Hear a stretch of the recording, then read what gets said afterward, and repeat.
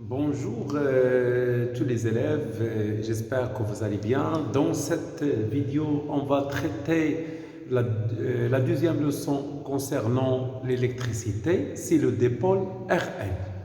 Donc R, c'est une résistance et L, c'est un coefficient qui caractérise la bobine. Donc la bobine. Donc c'est quoi une bobine? Donc la bobine est un dipôle électrique constitué par un fil entouré ou bien enroulé autour d'un cylindre isolant. La bobine est caractérisée par le coefficient d'inductance L, son unité donc en Ré, et par sa résistance interne en ohm. Donc il y a deux grandeurs qui caractérisent la bobine. Donc voilà la bobine.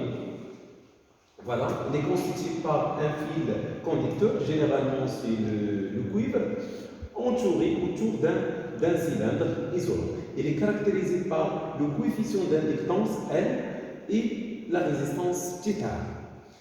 Le symbole d'une bobine est représenté par ce symbole-là.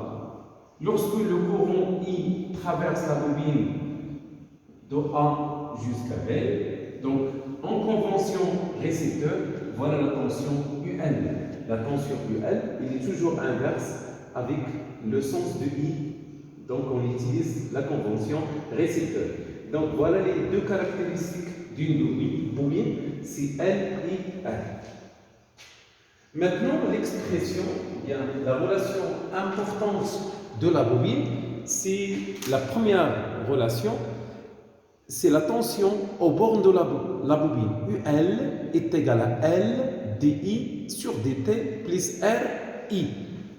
Voilà, pour cette leçon-là, c'est une relation importante pour la bobine. La tension au bord de la bobine est égale à L fois la dérivée de I par rapport au temps plus R. Mais il y a des cas particuliers, c'est que lorsque on a une bobine de résistance négligeable, donc si on néglige la bobine, donc il devient L dI sur dt. Il y a aussi un régime permanent, lorsque le courant est constant, c'est-à-dire la dérivée est égale à 0, donc cette expression devient UL est égal à R fois R. Et dans ce cas-là, la bobine se comporte comme une résistance.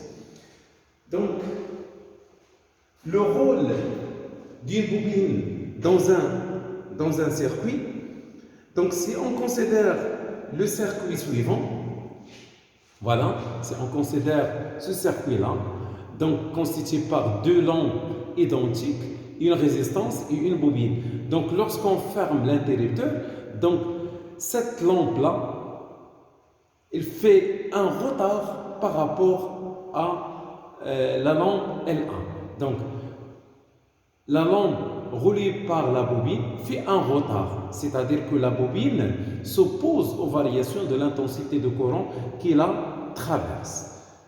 Voilà, elle impose le courant.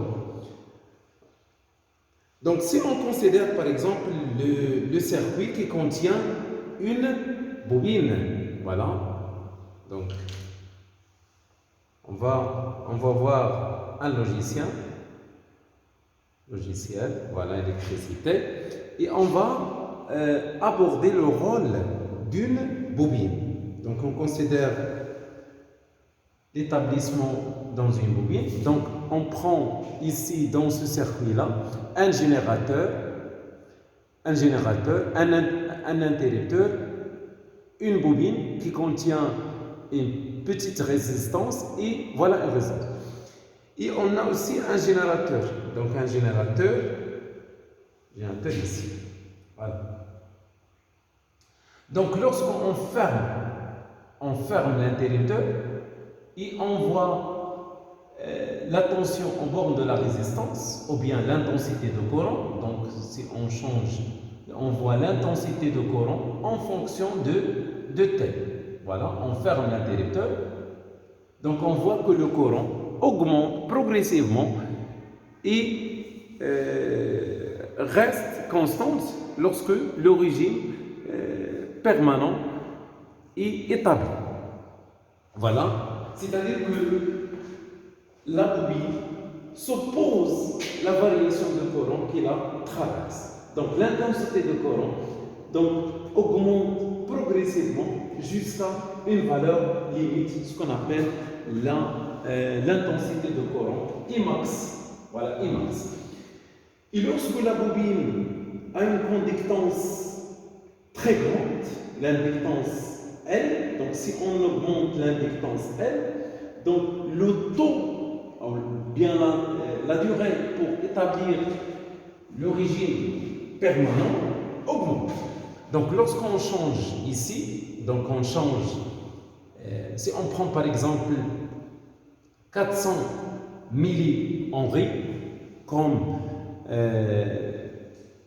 valeur de l'inductance de la bobine, et on change ici la couleur de ce graphe, voilà. Donc qu'est-ce qu'on voit? On voit que il y a un retard pour établir le régime permanent. C'est-à-dire que plus que L augmente, donc la durée delta T augmente. Donc pour établir le régime permanent, donc هذا تيتعطل شويه هذا على هذا باسكو هذا عنده l'inductance ديالو L2 est égal à 400 millihenry وهذا عنده L1 est égal à 200 millihenry. Donc كل ما L augmente, كل ما la durée delta T augmente aussi.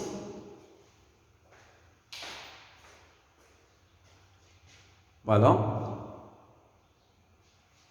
Donc, on va نرجعوا la leçon ديالنا. Voilà, pour l'expérience.